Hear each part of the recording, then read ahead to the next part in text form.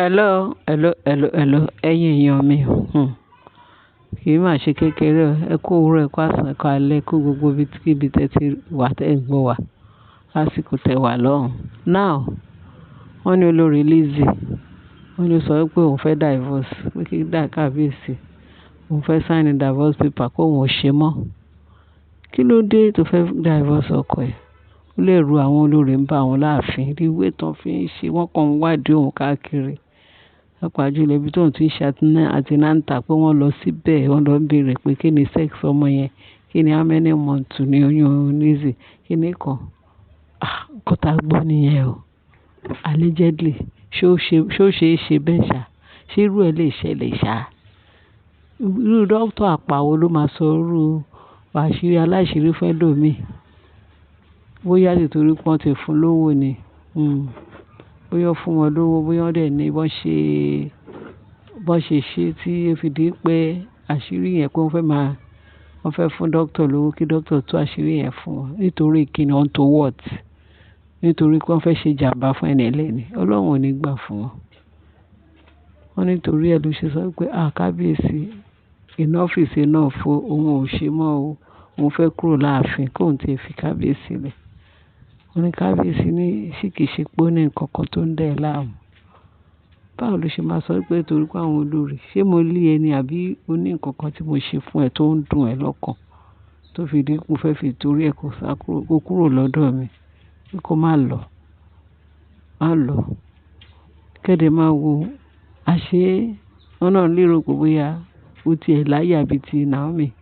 Ó rí bí Naomi ṣe ń ṣe. Naomi láyà bíi ti kìnìún. Ẹ lè fi Naomi wé Elizabeth. So number one, Elizabeth bó ṣe wà yẹn, mi rò pé kò ní ìgbàgbọ́ tiẹ̀ yìí kéré sí ti Naomi. Àti pé Naomi fúnra iṣẹ́ Olúwa tó ń ṣe, ó jẹ́ kó fún Ọlọ́run kì láyà, ó mú láyà lé láti dúró gírí nínú ìgbàgbọ́. Bíbélì sọ fún wa, ó ní tá bá ní ìgbàgbọ́ pé àwa yóò rí ògo Ọlọ́run. Ìgbàgbọ́ yàtọ̀ sí ìgbàgbọ́.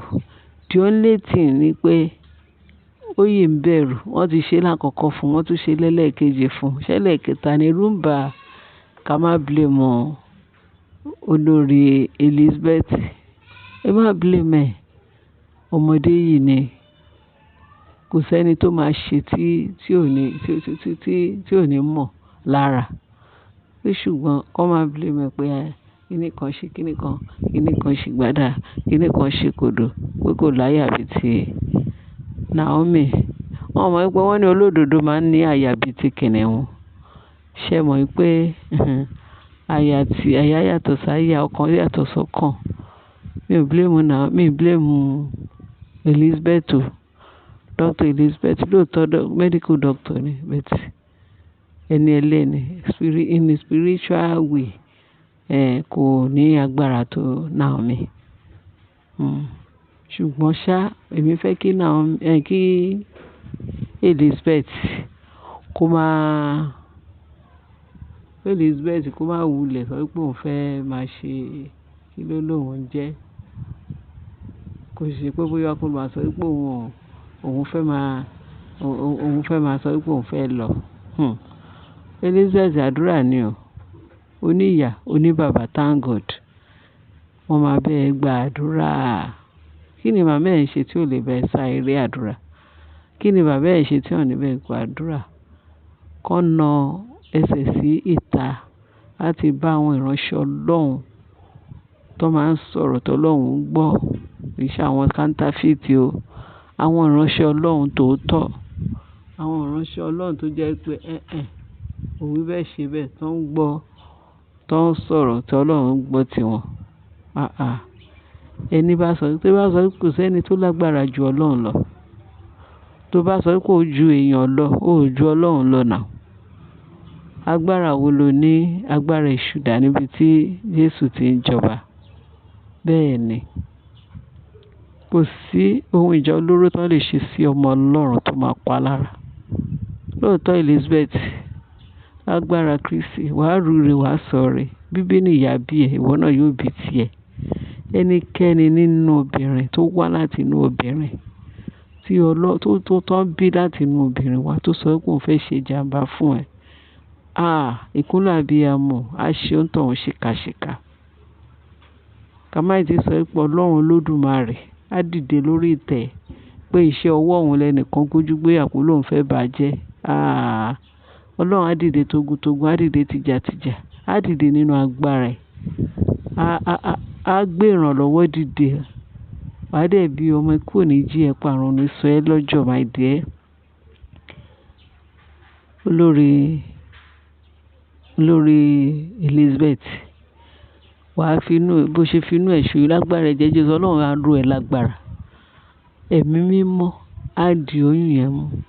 Ẹni bá sọ pé òun fẹ́ mu oyún olóyún lágbára ẹ̀jẹ̀, ara máa sàn pa ni. Tógo bá ń jẹ́ ti Ọlọ́run Olódùmarè lókè, kí ló dé tí èèyàn burú báyìí? Ọlọ́run dìde nínú àánú ẹ̀. Elizabeth, my dear, gba àdúrà. Tó bá Bíbélì sọ pé ká fi ọ̀nà wa lé Ọlọ́run lọ́wọ́, ká wá gbẹ́kẹ̀lé pẹ̀lú pé òun yóò sì múṣẹ fún wa. Sórí oyún yẹn, fi lé Ọlọ́run lọ pé Olúwa ìwọ ló fún mi. Mo fi ayé mi lé ọ lọ́wọ́. Má bá Ọlọ́run du ara ẹ̀ o. Fi oyún inú yẹn, fi ọmọ tó wà nínú ẹ̀ fi lé Ọlọ́run. Ọlọ́run ló ní, kì í ṣe èèyàn ló ń ṣe. Èèyàn kọ́ ló ń ṣọmọ. Ọlọ́run Olódùmarè. Ẹnikẹ́ni tó sọ pé òun fẹ́ pa ọmọ lọ́mọ, ọmọ tó wà nínú oyún tó fún lòun fẹ́ jẹ ọmọ. Ní orúkọ Jésù. Ó ń tọ̀ òun kọ́ lọ́run kó fa àyà pẹ̀rẹ̀pẹ̀rẹ̀.